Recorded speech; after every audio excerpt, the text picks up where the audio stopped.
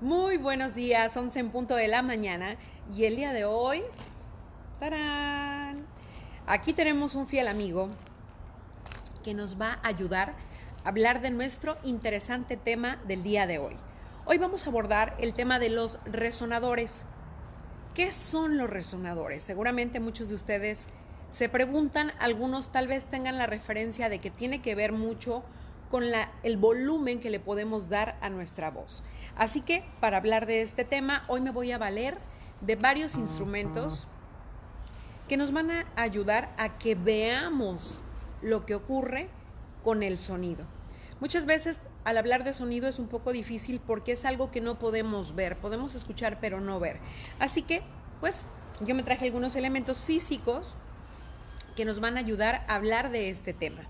Como les digo, hoy vamos a estar hablando acerca de los resonadores. ¿Qué son los resonadores? En palabras como muy sencillas, son todas aquellas cavidades que tenemos en el cráneo, en los senos frontales, paranasales.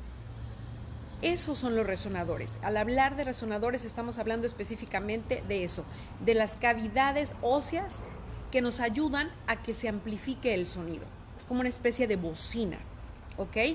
¿Dónde están estas cavidades? Bueno, las principales que tienen que ver con el canto, quiero decirles que están en el cráneo, en toda nuestra cara y obviamente en nuestra faringe.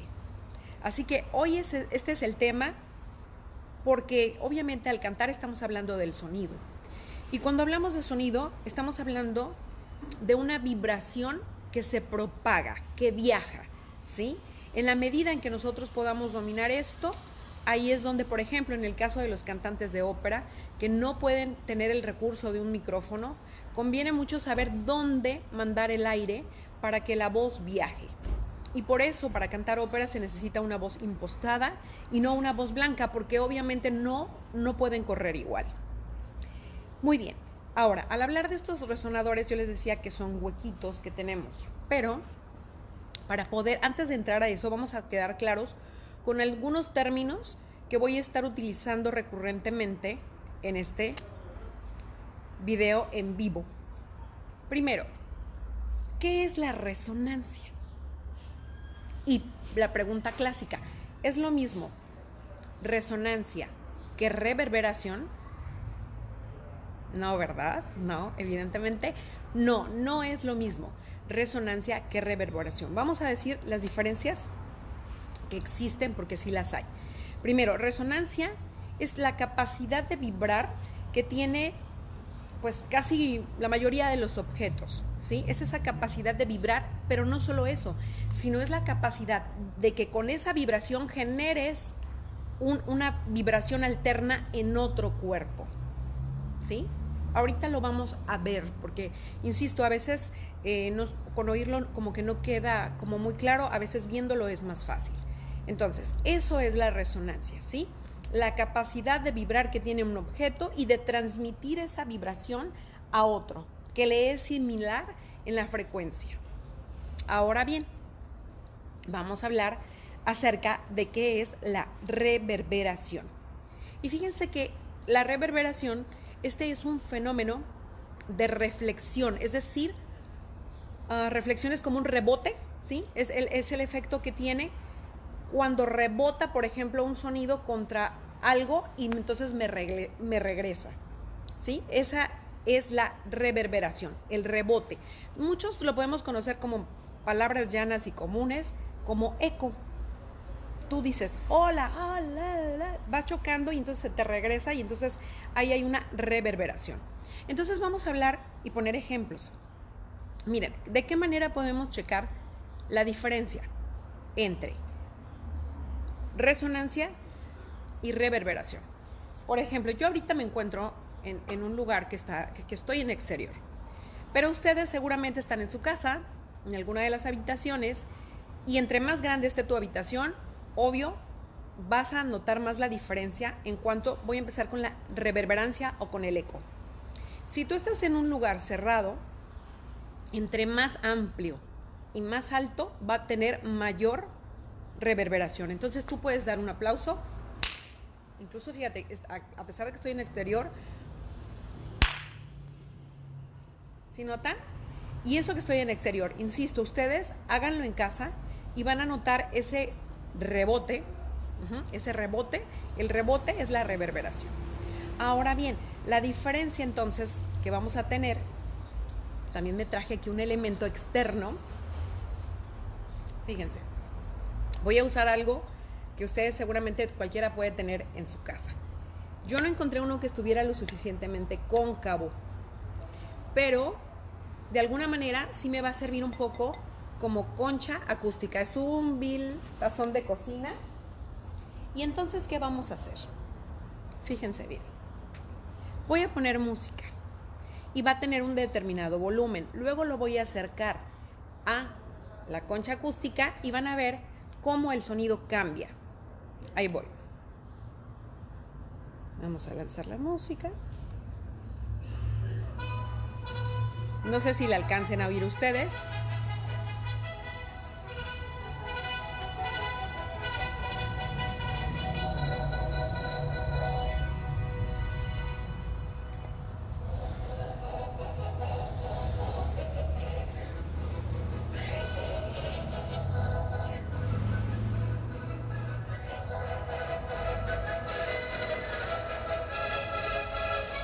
No sé si se alcance a ver a través del video, más bien a escuchar a través del video la diferencia. Aquí en vivo sí se siente. Cuando tengo la música normal, se oye un determinado volumen, lo pongo en la concha acústica y entonces, ¿qué ocurre? Que el volumen se amplifica. De ahí la importancia de los resonadores, de cómo saber dónde están para poder nosotros conducir el aire hacia esos lugares y poder tener una mayor vibración y por lo tanto un mayor volumen, ¿sí?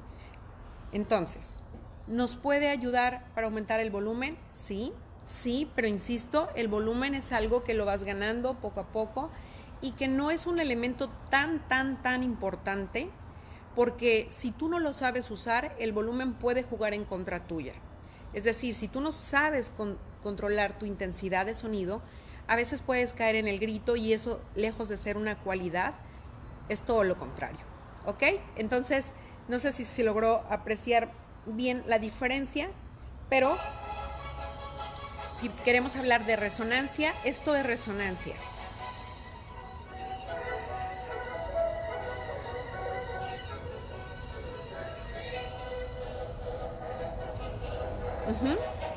Bien.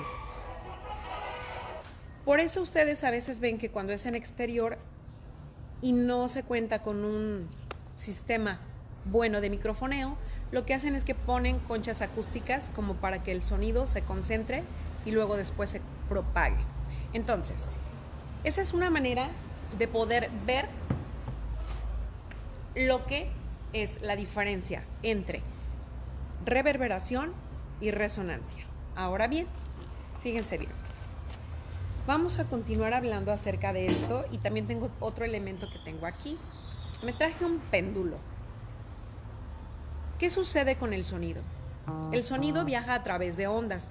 Ya en alguna ocasión pasada yo les había dicho que todo el sonido tiene una frecuencia. ¿A qué me refiero con frecuencia? El sonido son ondas que viajan y dependiendo de qué tan rápido o qué tan lento, entonces esa es la frecuencia. Se los voy a poner de manera visual para que lo puedan ver. Entonces, es esto. Si la onda viaja rápido, el sonido es más agudo. Pero si al revés, la onda es como más gruesa y más lenta, entonces los sonidos son más graves. Esa es la diferencia entre las voces agudas y graves. Y de ahí por qué la importancia de que de repente hay gente que dice, ¿cómo le hago para cambiar mi registro? Eso es algo que no se puede cambiar. Quiero decirte que el registro es algo con lo que uno nace. Es como hablar de, ay, sí quiero medir 1,80 de estatura. Sorry, no se puede. Esas son características físicas con las que tú naces y sí puedes trabajar en tu extensión, obviamente dentro de tu registro, pero no puedes cambiar de registro. Es decir, una mezzosoprano no puede decir, ay, sí, mañana quiero ser soprano o viceversa, ¿no? Es imposible. O una soprano coloratura decir, yo quiero ser contralto. Esas cosas no son algo que uno pueda modificar, no son cosas que uno pueda obtener con voluntad. Ahí sí tiene mucho que ver el cómo naciste, ¿sí? Porque mucho tiene que ver, por ejemplo, qué registro tengas con el grueso de tus cuerdas. Y para eso también me traje otro elemento. Fíjense bien, me traje una guitarra. No pienso tocar, porque además le falta cuerdas, pero no he podido ir a ponérselas. Entonces, pero lo que sí es que quiero que vean la diferencia. Como podrán ver, estas cuerdas de aquí están mucho más gordita que la de acá, ¿sí? Incluso la textura, esta es una textura lisa, mientras que esta tiene como... Vaya, está enrollado muchos cables y este es un cable totalmente liso, ¿sí? Entonces, el grosor de esta es mucho mayor que el de esta, ¿sí? Cada vez se van haciendo más gruesas. Esta es delgada, un poquito más gruesa, y esta es mucho más gruesa. Entonces, dependiendo del grosor de la cuerda, va a ser la tonalidad, si es aguda o si es grave. Las voy a rasgar un poco para que ustedes puedan escuchar la diferencia. Esta es una cuerda grave. Está mucho más gordita que las demás. Fíjense, al sonar suena así.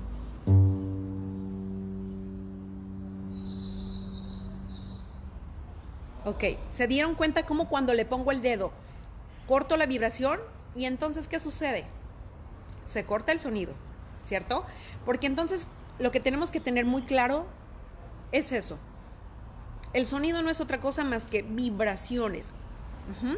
Entonces, nuevamente, nota grave. Si yo pongo un dedo arriba de la cuerda, deja de vibrar y por lo tanto desaparece el sonido. ¿Ok? Entonces, esta es una grave, pero vamos a ver la diferencia con una que es aguda. Me voy a ir a la más agudita, que es esta. Y entonces, sí hay mucha diferencia en grosor y también en sonido. Ahí va, una nota aguda. Chequen, grave, aguda.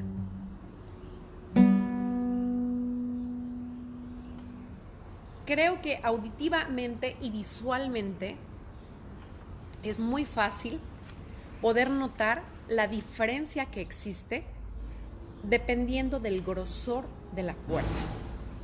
Con nosotros es igual. Los bajos maravillosos que tienen voces así como muy profundas, obviamente sus cuerdas son bastante más anchas, bastante más gruesas. En el caso, por ejemplo, de una mezzosoprano, hablando concretamente de mujeres, igual las mezzosopranos, por eso tienen su voz más gruesecita, porque su cuerda es un poquito más ancha que la de las sopranos. Nosotras las sopranos tenemos una cuerda mucho más delgadita y entonces por eso podemos alcanzar mayores agudos. No puedes hacer nada para modificar porque son características físicas con las cuales uno nace. Ahí sí no se puede hacer nada. No es como, por ejemplo, yo sé que ahora hay muchas cosas físicas que se pueden cambiar, ¿no? Anteriormente, como nacías, te morías, ¿no? Actualmente no. Actualmente sí hay muchas cosas que se pueden modificar. No sé, los labios, ¿no? De repente hay chicas que se ponen ahí sustancias, ¿no? Y se modifican los labios. A lo mejor la nariz, si no te gusta, pues te la puedes operar, etcétera. Pero las cuerdas, es así que no. Las cuerdas, así como naciste, así se deben quedar, porque si tú intentas manipularlas lejos de tener un mejor sonido, incluso podría ser fatal. Entonces, lo único que tenemos que hacer es reconocer cuál es mi sonido, cuál es mi registro. ¿Cómo lo vas a saber? Ya lo dije en tutoriales pasados. Donde tú cantes y tu voz brille, checa qué notas son donde brillas. Esa es tu tesitura. ¿Ok? Gracias por estarse conectando. Fíjense bien, ahora voy a pasar por las diferentes cuerdas para que vean cómo va cambiando el sonido. Voy a ir de grave a agudo. Insisto, aquí me falta una cuerda, pero sí se va a notar la diferencia. Ahí va.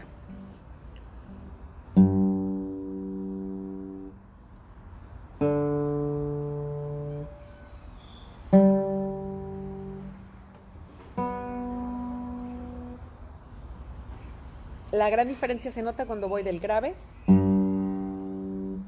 al agudo. Ya quedamos como muy claros, ¿verdad? Esta es una manera muy visual y auditiva de notar la diferencia en las tonalidades. Muy bien, ya que espero que estar siendo muy clara, siempre me gusta ser como muy... hablar con palabras lo más sencillas posibles, porque obviamente si nos ponemos a hablar de las cualidades del sonido y trajéramos a un experto en eso, utilizaría muchas veces términos que serían como que difíciles de comprender. Yo intento explicarlo de la mejor manera, de la manera más clara posible, y espero estarlo logrando, pero si no, también díganmelo, ¿ok? Muy bien, vamos a dejar aquí la guitarra para poder continuar. Ahí va. Muy bien, entonces yo les ponía ahorita las gráficas de las frecuencias, ¿sí? Les decía que a mayor velocidad es más agudo, entre más grueso y más lento es más grave, ¿sí? Esa es otra también manera de ver el sonido. Bueno, ahora tengo otro elemento. Fíjense, lo voy a poner aquí. ¿Qué sucede con las frecuencias? ¿Y por qué hay gente desafinada? Mucha gente dice, no soy desafinada, simplemente estoy cantando en otro tono. Y no está tan lejana de la realidad, porque así es. Cuando una persona desafina, ¿qué pasa? La canción está en un tono y la persona entra en uno diferente. Entonces las frecuencias es como las que yo tenía. Si una viene rapidísimo y la otra en otra frecuencia, ¿qué pasa? Que cuando intentan juntarse no van a amalgamar. Entonces hay un choque y por eso se escucha feo. Ahí es cuando uno desafina. Pero vamos a ponerlo, insisto, de una manera como visual. A ver, ¿se alcanza a ver bien el péndulo?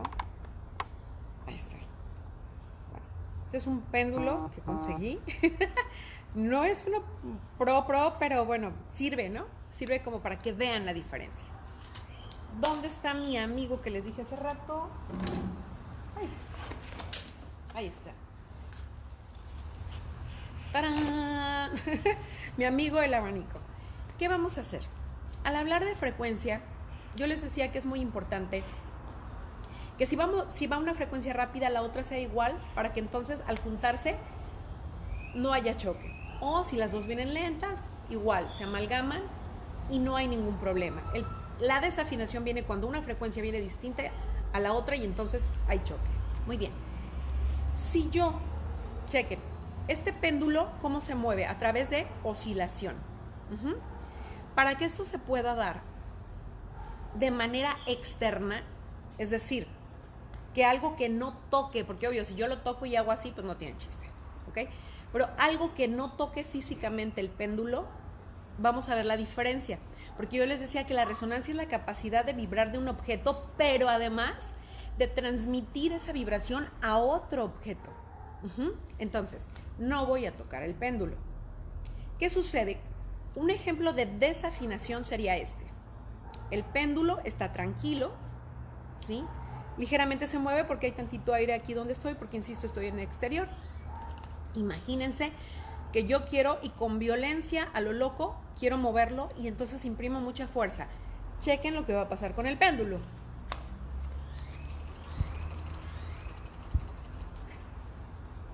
Se descontrola, como que, o sea, no sabe el péndulo si moverse hacia los lados, si moverse hacia atrás o hacia adelante. No sabe qué hacer el péndulo, porque yo estoy dándole un movimiento descontrolado. Eso es lo que ocurre con la desafinación. Tú entras en otro tono y entonces entras descontrolado, ¿sí? Entonces, por eso en el oído del público sucede lo que le ocurre al pobre péndulo. que es como que, o sea, no sabes cómo acomodarte para poder, dices, ¿qué escucho? ¿La música, la voz? ¿Qué escucho? ¿Ok? Entonces, para que ocurra la magia de la afinación, tenemos que estar en la misma frecuencia. Es decir, sin tocar este péndulo, lo vamos a mover solo con el aire, pero ¿cuál sería la gran diferencia? Que tenemos que hacerlo de una manera acompasada, ¿sí? A un mismo tiempo. No es fuerza, ojo, es frecuencia. Tiene que ser acompasado. Obsérvenlo y van a ver. Ahí va. Estoy igual de lejana que hace rato, pero no lo voy a hacer con violencia, sino con gentileza, pero acompasado.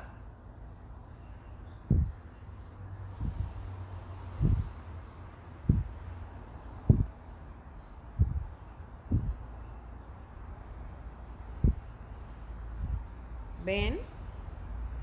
Y uno, y dos. Y uno, y dos. Y uno, y dos. Y uno, y dos. Y uno, y dos. Chequen qué bonito empezó a moverse el péndulo en un vaivén que es muy agradable, ¿sí? Eso es lo que ocurre con la música. Si entramos todos a un mismo ritmo, ¿sí? Y uno, y uno, y dos, y uno, y dos, y uno, y dos. Por eso la música tiene tiempos, ¿sí?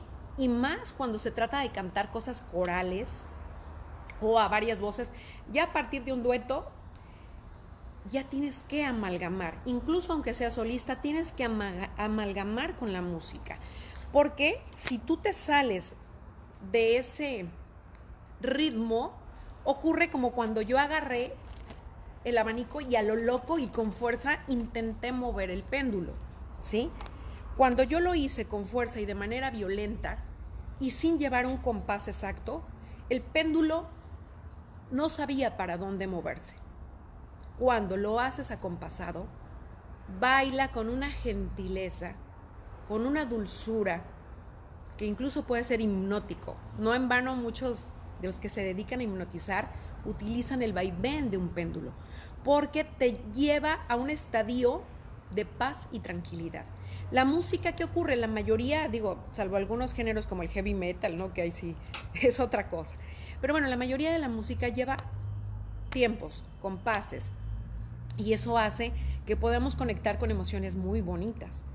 Pero volviendo nuevamente a lo de la resonancia, la resonancia es la capacidad que tiene cualquier cuerpo de vibrar y además con esa vibración hacer que otro cuerpo también vibre, siempre y cuando estén en la misma frecuencia. Si no entras en la misma frecuencia va a haber choque y eso es la desafinación. Muy bien.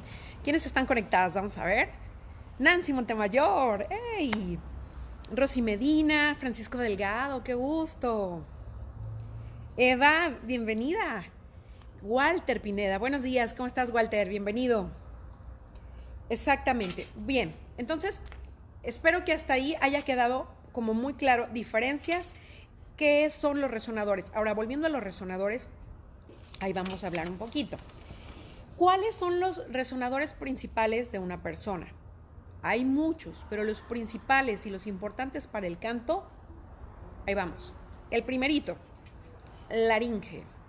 La laringe es justamente donde se encuentran mis cuerdas vocales o mis pliegues vocales, ¿sí? Que está aquí.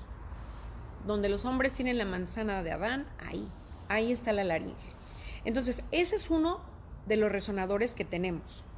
Otro, la faringe. ¿Dónde está la faringe? Para que no batallen, si ustedes abren la boca en un espejo, atrás de la campanilla, en ese espacio que está atrás de la campanilla, esa es la faringe. Y ese es otro resonador, o sea, es otra cavidad donde el sonido viaja. Acuérdense que el sonido es vibración, son ondas que viajan. Entonces, la faringe, la laringe son cavidades, son resonadores que sirven para que el sonido rebote y entonces viaje y se haga más, se amplifique. ¿Ok? Otro, todo lo que tiene que ver con la cavidad oral. Con cavidad oral me refiero a toda mi boca, desde el paladar blando, el duro, los dientes, la lengua y mis labios. Todo eso forma parte. Esto, por eso hay algunos que utilizan el término de la máscara y se refieren concretamente a tu cara, ¿sí? Entonces, la cavidad oral, toda la boca, son resonadores y por eso es tan importante saber cómo utilizarlo.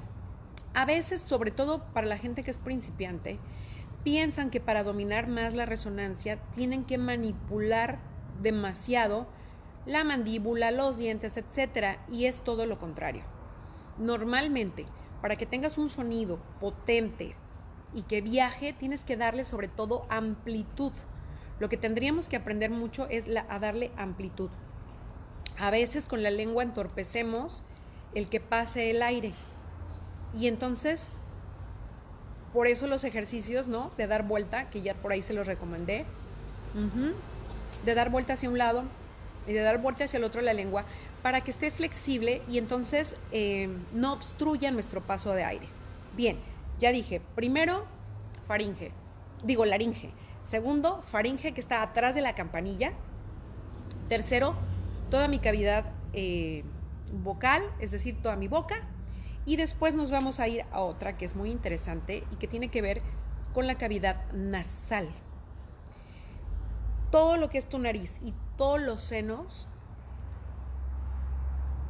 tanto frontales como todos, mejor conocidos como pómulos, ¿no? Hay gente que a lo mejor si digo senos frontales, senos paranasales, su nombre, si nos vamos a la medicina, esos son sus nombres, ¿sí?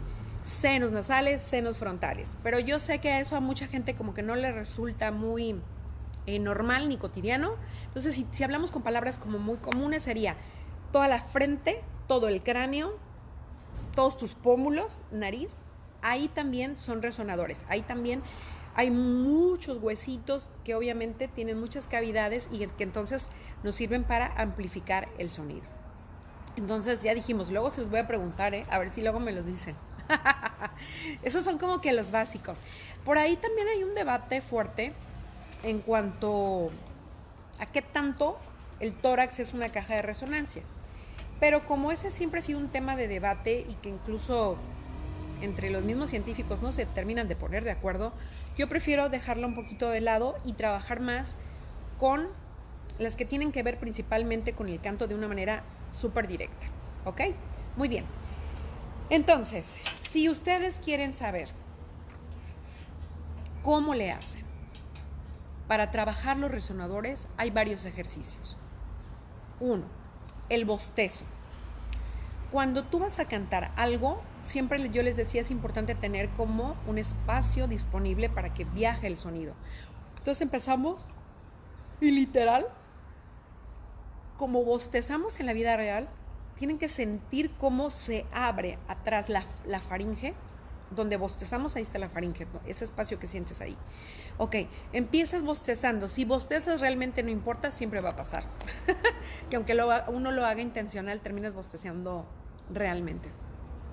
Esa es una manera de encontrar como que dónde están los resonadores, con bostezo.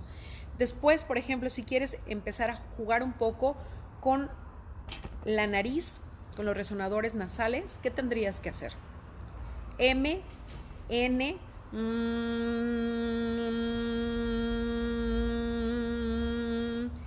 porque todo eso te va a hacer que todos estos resonadores entren en juego, ¿sí? Por ejemplo, si estás enfermo, muchas veces todo esto está como que congestionado. Hacer M o N nos puede ayudar muchísimo como para mover un poquito la mucosidad y que se liberen nuestras vías respiratorias. Entonces, para esta zona de resonadores nasales, MN. Ahora, hay que tener cuidado, eso sí, con el manejo de la resonancia en nariz. Porque entonces, si la gente coloca su canto totalmente en nariz, sí es verdad que se amplifica el sonido. Pero también es verdad que pierdes belleza. Porque entonces suena como si trajeras la nariz tapada. ¿Cómo podemos saber cuándo tenemos una voz nasal? Que cuándo no. Haz este ejercicio bien fácil. dices cualquier frase, hola amigos, y luego te tapas la nariz. Si suena así, es que tienes una voz nasal. Pero, hola, hola, hola, hola. Ahí significa que no estoy usando una voz nasal. Si yo digo hola y al taparla, hola, suena igual, quiere decir que domino muy bien dónde colocar mi sonido. Si tú, al manipular tu nariz, suena así, hola, quiere decir que todavía no aprendes a cómo usar los resonadores nasales sin que afecte el sonido. Lo ideal, sí, tenemos que aprender a usar toda esta zona, pero vuelvo al punto, sin que se escuche gangoso, sin que se escuche nasal. A excepción, porque insisto, siempre puede haber excepciones, hay algunos géneros musicales que sí se requiere ¿no? ese sonido nasal. Por ejemplo, el gospel, wow, hay unas cosas nasales maravillosas que incluso hacen que la piel se ponga chinita. Pero insisto, tendría que ser en un género específico donde intencionalmente queremos que el sonido sea nasal. Por ejemplo, se me fue ahorita un tema que me encanta y que ahí sí, yo cuando la canto le meto nasalidad, ¿no? Pero insisto, es intencional, no es que, se me escapó y que por estar trabajando los resonadores entonces suenes gangoso. Si vas a trabajar los resonadores de nariz, ahí sí yo te recomiendo que no lo hagas solo, sino que vayas con un maestro para que te ayude a encontrar ese equilibrio donde sí utilizamos estos resonadores, pero insisto, sin demeritar en la calidad vocal. Muy bien, pues vamos a hacer un breve resumen. El día de hoy les estoy hablando acerca de los resonadores. ¿Qué son los resonadores? Veo que se está conectando Frida Luna, peruana, mezzosoprano de coro Gloriarte. Bienvenida, Frida. Hoy estamos hablando acerca de los resonadores. ¿Qué son los resonadores? ¿Dónde se encuentran? Entonces ya dijimos que son cavidades óseas donde se amplifica el sonido, las vibraciones del sonido, y entonces se convierte en una bocina. También ya dijimos que hay elementos como muy principales que nosotros debemos conocer y que es para que esto suceda: manejo de aire, relajación, y ya después de que domino todo eso, empiezo a trabajar resonadores. Pero siempre la clave va a ser la respiración. También yo les explicaba que la diferencia entre un sonido grave y uno agudo tiene mucho que ver con la frecuencia. Si el sonido viaja rápido y de manera angostita, entonces tu voz es aguda. Si el sonido viaja lento, como con muchísima más profundidad, ¿sí? La onda es como mucho más grande. Esta, por ejemplo, es una voz de bajo, ¿no? Que esas voces así, ¿no? Y también les comentaba que nada tiene que ver, que uno no puede manipular el registro, no es que yo quiera, ¿no? Ser soprano o mezzosoprano o contralto, no es algo que yo decida, es una característica física con la que tú naces, y obviamente tienes que tratar de sacar lo mejor de cada registro. ¿Siempre se puede ampliar? Sí. Como ya les explicaba yo en otros tutoriales, que tú tienes, generalmente la mayoría de la gente, cuando no ha tomado clases de canto, canta en su registro solamente de pecho, ¿sí? La mayoría de la población canta en pecho. Cuando ya empiezas a tomar clases de canto, empiezas como que a mixear tu registro de pecho con el de cabeza. Pero si ya quieres ser todavía un profesional de la voz, entonces tendrías que empezar como para tratar de ampliar más tu registro, trabajando el fry y trabajando el silbido, que son esas voces súper aguditas, y que, insisto, para lograrlo es mucho aire. Muy bien, por el día de hoy, este es el tema que les ofrecí. Espero que haya sido lo suficientemente claro. Por eso traté de valerme de muchas cosas visuales, porque a veces estás en una clase de canto y te dicen, sí, usa tus resonadores, y el alumno se queda, ¿qué es eso? No tienen ni idea de qué son los resonadores, y a veces los maestros no se dan el tiempo de explicarlo de la manera más clara y sencilla que exista. Entonces yo por eso me quise valer de cosas externas para que puedan ver lo que es el sonido. El sonido también se puede ver, afortunadamente, se puede entender con cosas físicas y espero que estos ejemplos que yo les puse el día de hoy les hayan sido de utilidad. Por el momento es todo. Me despido, agradezco mucho que se estén conectando. Manden likes si les está gustando, oigan. Compartan también con amigos o con gente que sepan que les gusta el canto y que estos temas le pueden ser de utilidad. Muchas gracias, manden sus comentarios. Siempre los estoy revisando y a todo mundo les contesto con mucho gusto y con mucha alegría. Gracias, dice Alfonso Patricio Méndez. Saludos desde Manzanillo, Colima. ¡Qué padre! ¡Wow, Alfonso! Saludos. Juan Manuel Ortiz. ¡Ay, él es un maravilloso cantante! Él también forma parte de Coro Gloriarte y además él tiene toda la experiencia del mundo, ¿eh? Él no crean que empezó con nosotros. Él ya tiene muchos años de vuelo y estamos fascinados de que se haya integrado a las filas de Coro Gloriarte porque de verdad son elementos maravillosos que han llegado a reforzar mucho más esta energía. ¿Quién está? Eva Liz. ¡Hey! Gracias por la información. Encantada, Eva. Juan Manuel Ortiz Ijar, gracias, maestra Osiris. Juan Manuel, qué gusto, hace mucho que no los veo. Pero, pues aunque sea en Zoom, métanse. Alfonso Patricio Méndez, gracias por la información. No, encantada de la vida. Fíjense que yo creo que todos tenemos algo que aportar a la sociedad.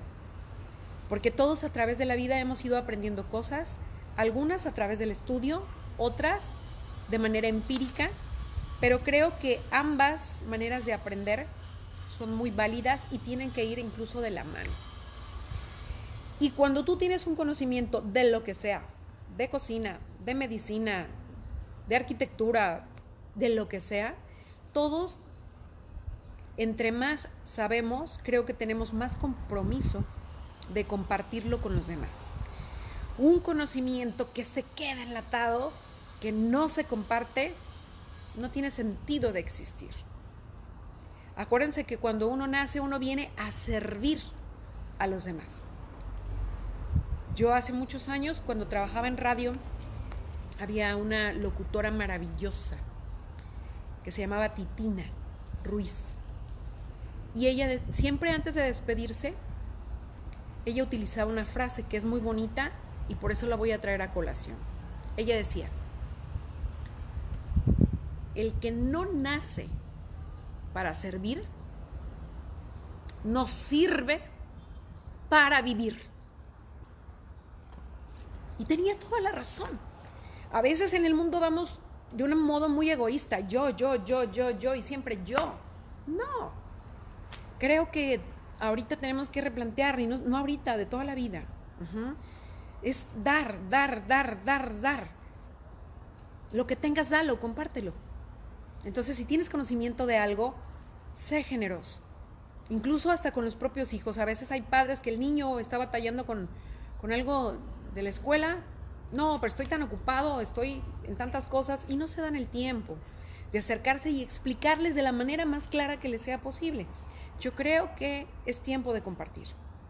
Es tiempo de compartir. Lo que tengamos, mucho o poco, hay que compartirlo. Yo lo hago con toda la humildad.